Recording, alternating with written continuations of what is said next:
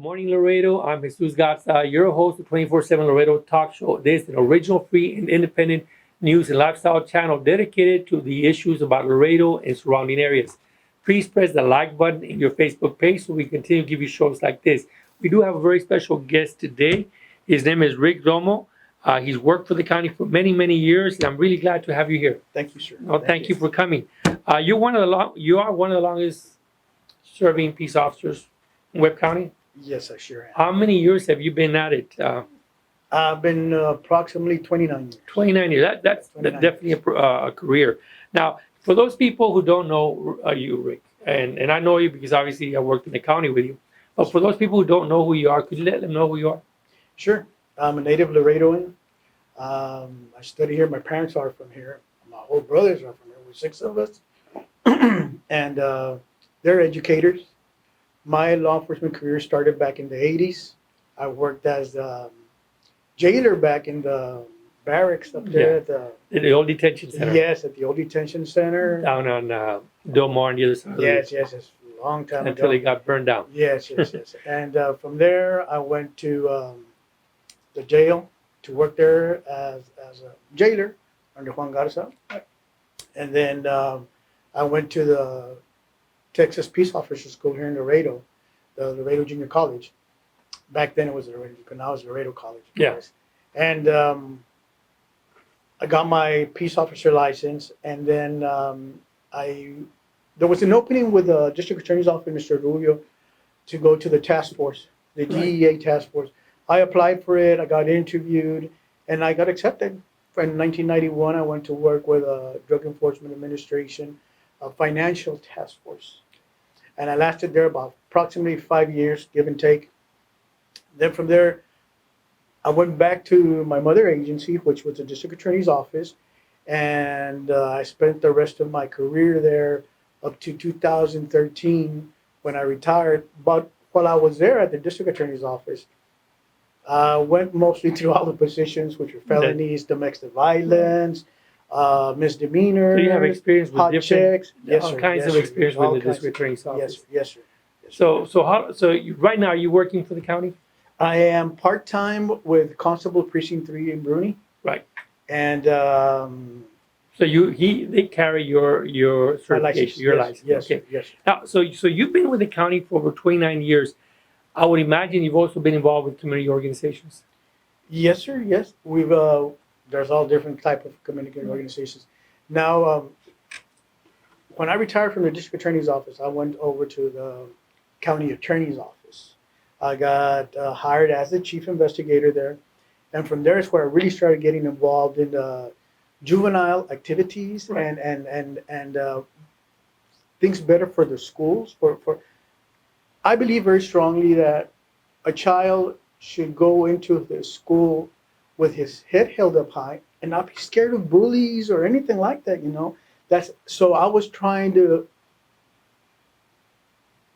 initiate, make it safe for all the kids to have fun, to go, to be proud, to sit down next to a person and not be scared that he might be dealing drugs or this and that, to just be happy and learn.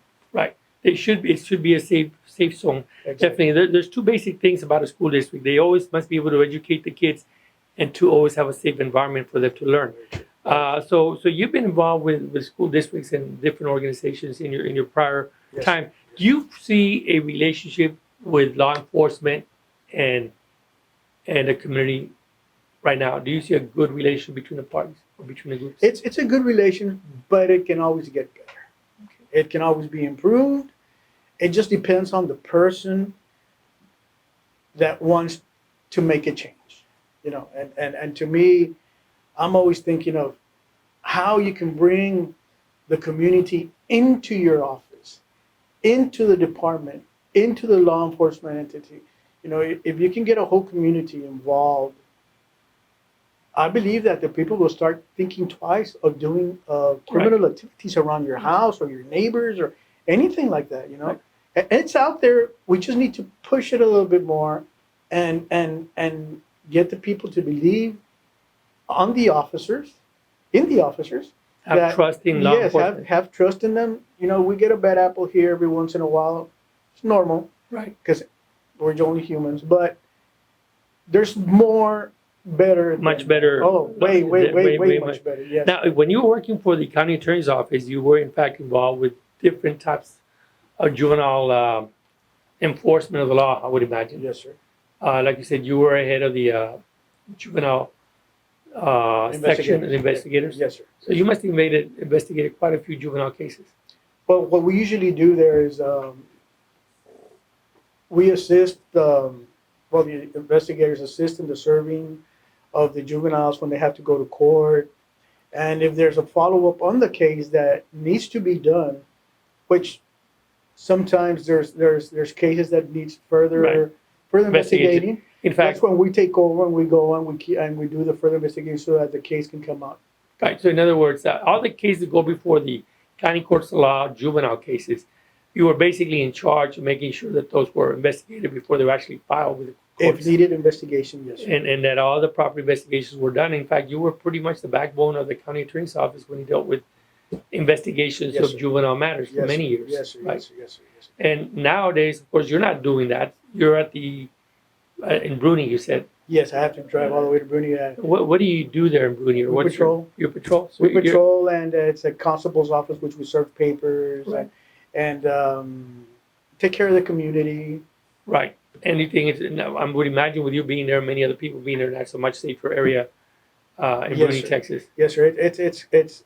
I just started there, but what I've heard is that back then it used to be not really bad, but they did have their share of problems, and Mr. Cortez, which is a constable out there, has really brought it down a lot. Good. Good. Really. What we're gonna do is we're gonna take a short break, and we'll be right back with Rick Romo. He'll be telling us a little bit about more of Webb County's law enforcement community.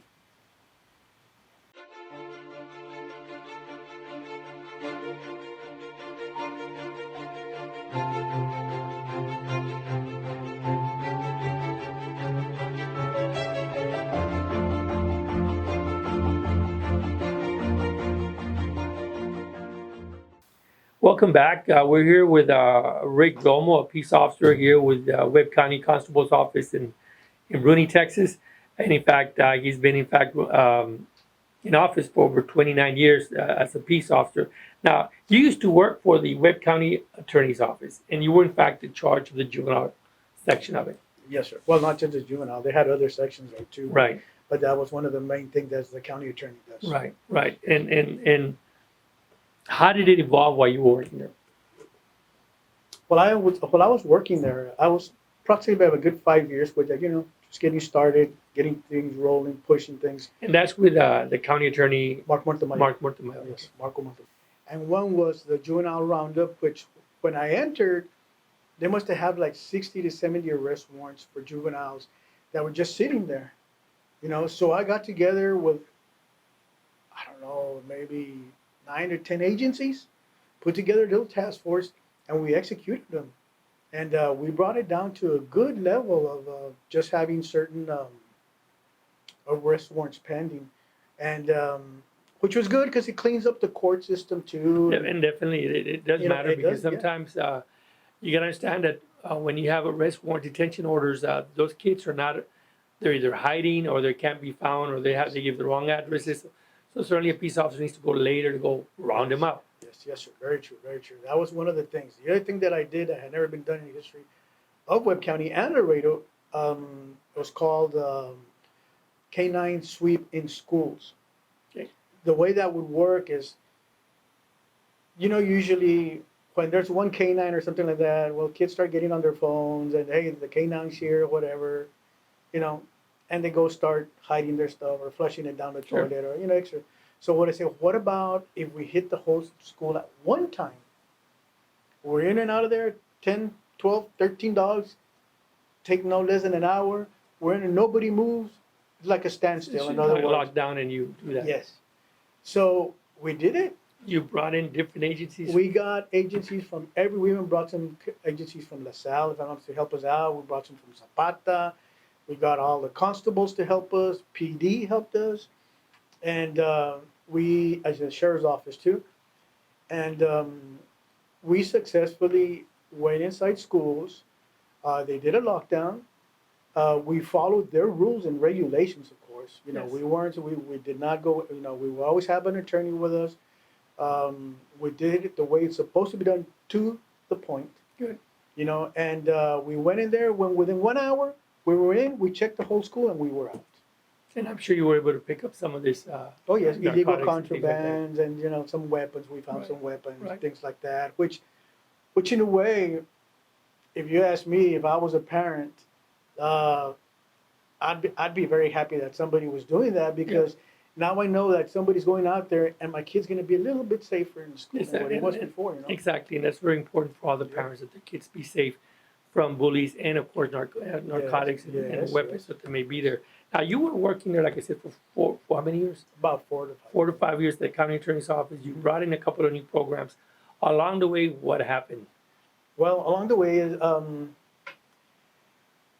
I've been 29 years with the county.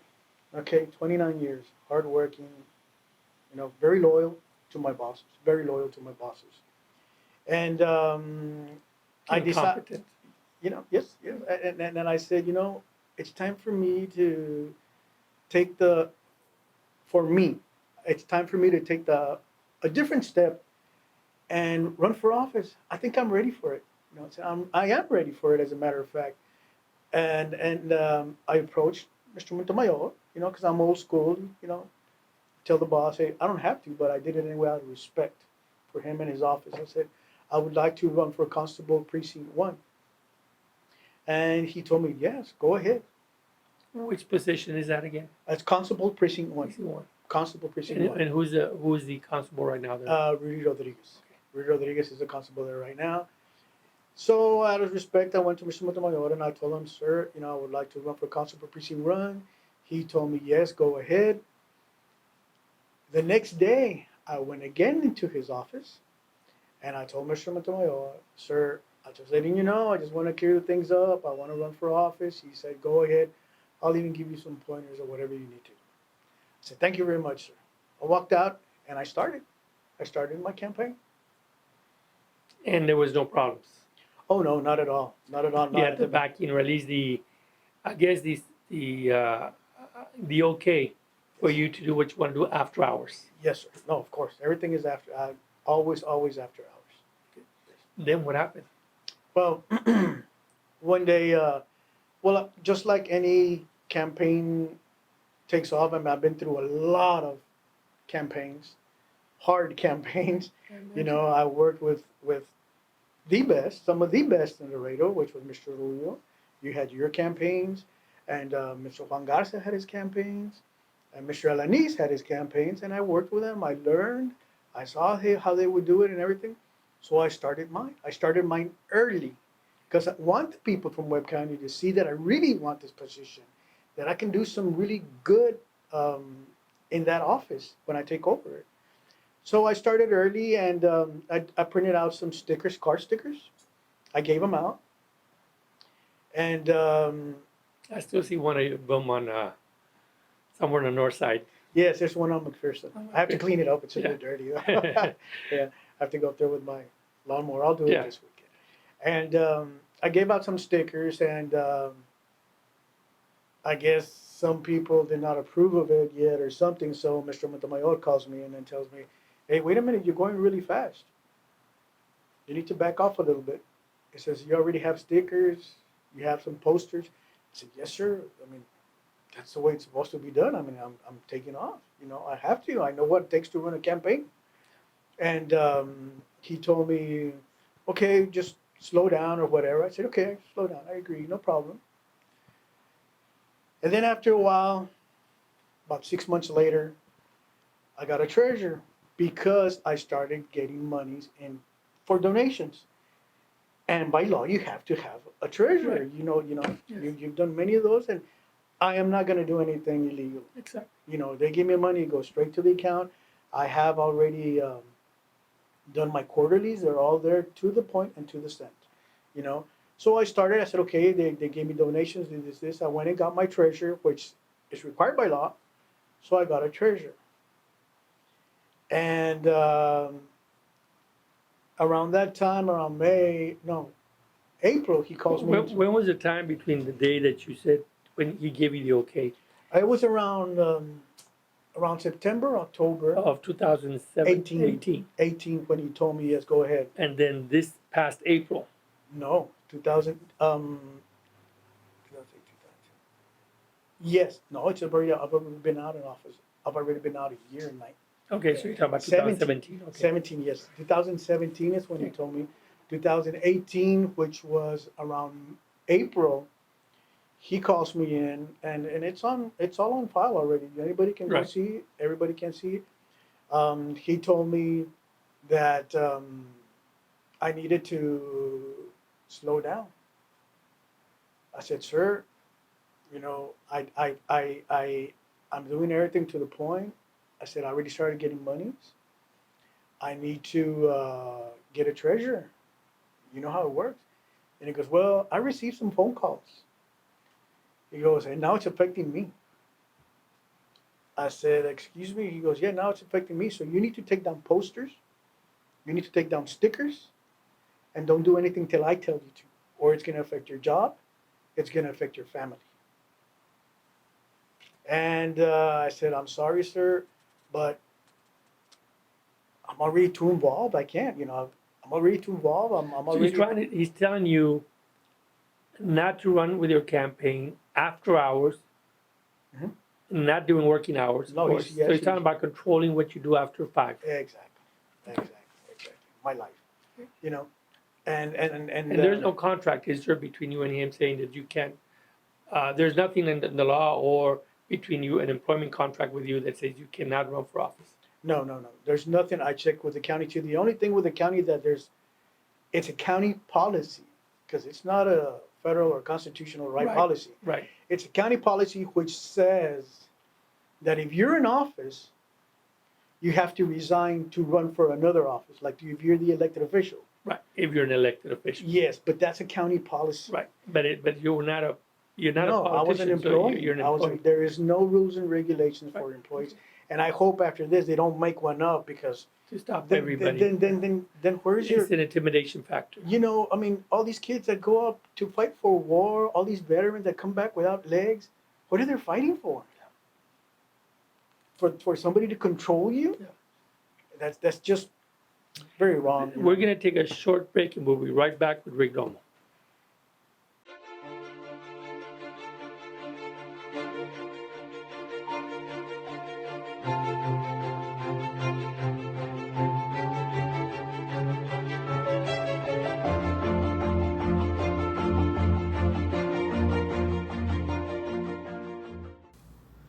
Welcome back. We're here with Rick Romo, and he's was telling us a story about what happened between him and Marco Montemor, the county attorney, which led to a whole bunch of other legal matters. So go ahead. Okay, well, in April, he told me, as I told you a while ago, and in May, he calls me into his office. And Mr. Orlando Garza was sitting next to me. And he tells me, remember what we talked about a month ago or two? I said, yes. He goes, well, for that reason, I'm letting you go. I got fired. I got fired for doing my constitutional right. And it really. What did he tell you in terms of? Did he give you a letter? No, I've never been written. I've never You've got never any. written. No, I've never no. been written up. I've never been reprimanded. I've never been nothing. Did He he just- even give you an opportunity to correct whatever you wanted to correct? No. He just said you're fired. Did he give you any reason?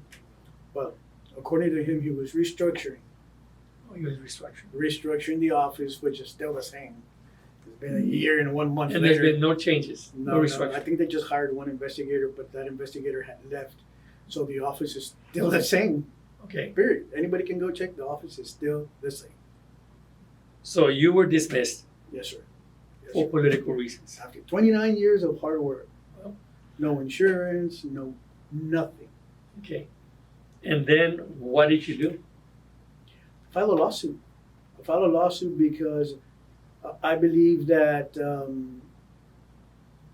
loyalty is a very good thing. That's the way my father brought me up. Very hard worker, and when you're loyal to your employer, I believe they should be loyal to you.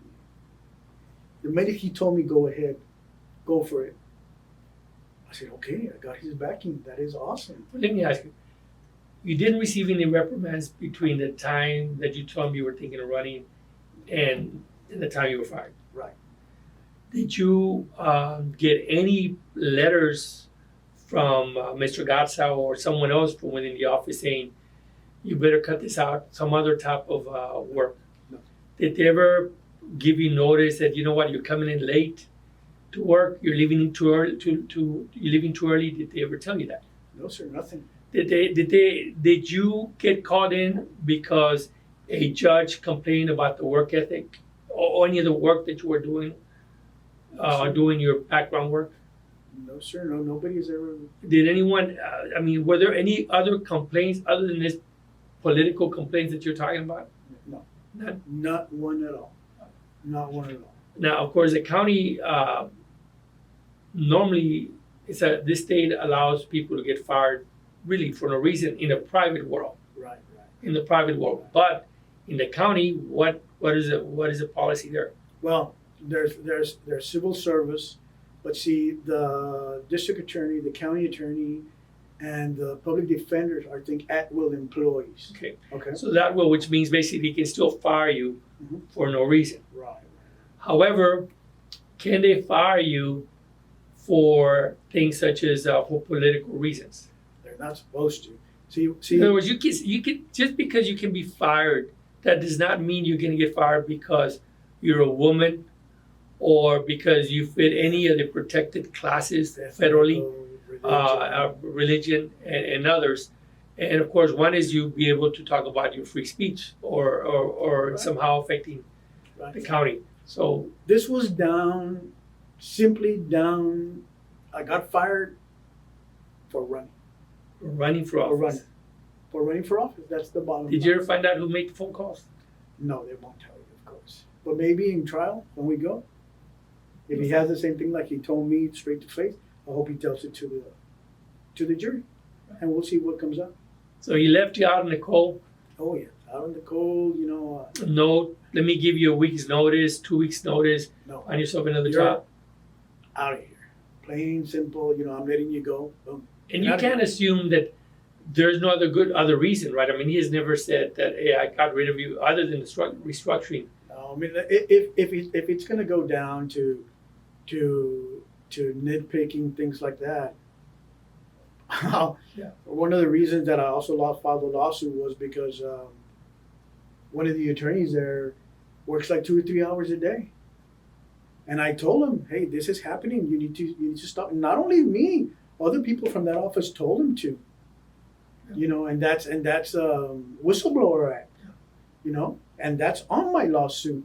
Well, under the Whistleblower Act, and unless I'm mistaken, a public employee can complain about any illegal activity or something that looks illegal, and file a complaint about that issue, and you can't be fired or be taken retaliation against you. Exactly. And the way it works is, well, you work there. I mean, I'm the chief investigator. I go straight to my boss. I can't just go to a law enforcement entity and start an investigation. I can't. So, yeah, It doesn't work that there way. is It does whether not we work that want to admit it or not, and it's very unfortunate for me to even make this comment. But the reality of the matter is that when a police officer loses his job for whatever reason, it's very difficult for the law enforcement agencies to pick you up. Unless I'm wrong, that's the code. Yeah. That's just the way it works. No, well, see, what I'm saying It's is that unfortunate. yes, what I'm saying is with the Whistleblower Act, when I told Mr. Montemayor, he's the one I have to tell, so that he can do a proper investigation, and report it either to Mr. Lanis or somebody. Was there ever an investigation? No. Was Up there to any? date. Let me ask you. Up to Was date. there any investigation even of your actions? No, sir. There's nothing documented There's out there on the records. Nothing. Sure. It's nothing. You can even go to the case, which is on right now. It's public record right now, and you will see where he says. Even if, for a second, I'm playing the devil's advocate here, but even if, in fact, Mr. Montemayor was right in firing an employee because you're an at-will employee, that still doesn't pass the smell test, because it seems to me that you're doing it for political reasons, not because the guy is incompetent. Am I wrong? Right. It's not really necessarily the right reason. Well, Just because I woke up in the morning and say, you know what, I don't want to have you as an employee anymore, I'm going to fire you. It just doesn't seem to be right. It just the way it was done. at least that's not the way it's supposed to be done with public employee and public treasure money that belongs to the taxpayer. We should not be treating employees like that. That's why I want this case to go to trial. I'd rather be judged by the people that are paying their taxes than by the county commissioners or one of them saying, this is what we're going to do with you. Wait a minute, man. I want to go to trial. I want to go to trial and hopefully this goes to trial. And let the jury decide. Yes, because this is just not right. Yeah. This is just not right for somebody for anybody, period. If an employee, for example, the secretaries that work there, they're hardworking people, man. Some of them get treated pretty bad. They get paid very little. Some of the bosses yell at them, things like that. And for another example, the custodians. Who's going to do their job? Who's going to go clean up a kid's mess? And then again, they get paid very little. Yeah. But if one of those people wants to run for office, for any office, because some of them you don't even need an education. If they want to run for office, they have the right. Why should they be held back, or why should they be controlled by anybody? Why should they be pushed by somebody? See, I'm running on my own. Nobody's pushing me. That was a question that came when I first announced. Several people came up to me and said, "Who's pushing you to run?" You know what my answer was? My 29 years of experience are pushing me to run. My 29 years of experience, of good, hard-working experience. That was my answer.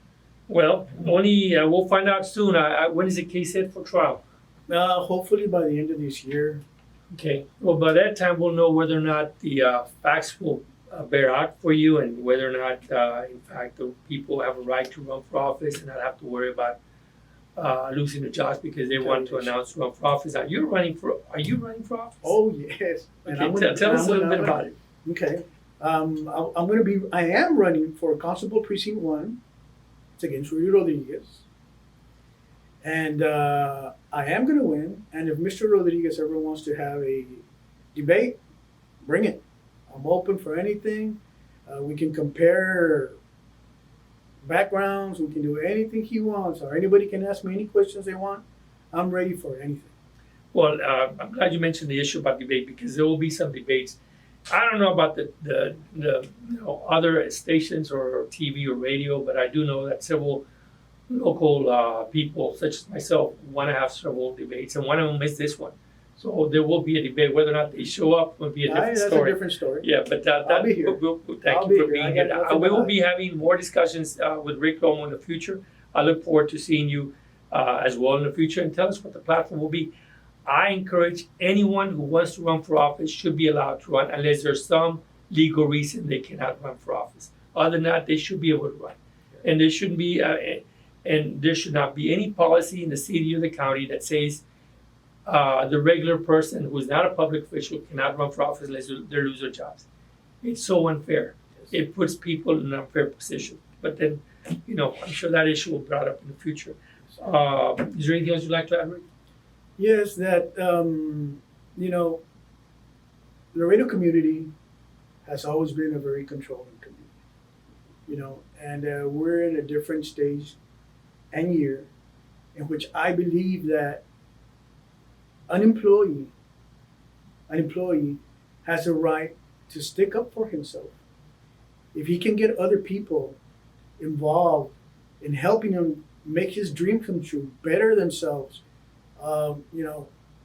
do something, make more money, help their families out, I'm going to fight that tooth and nail.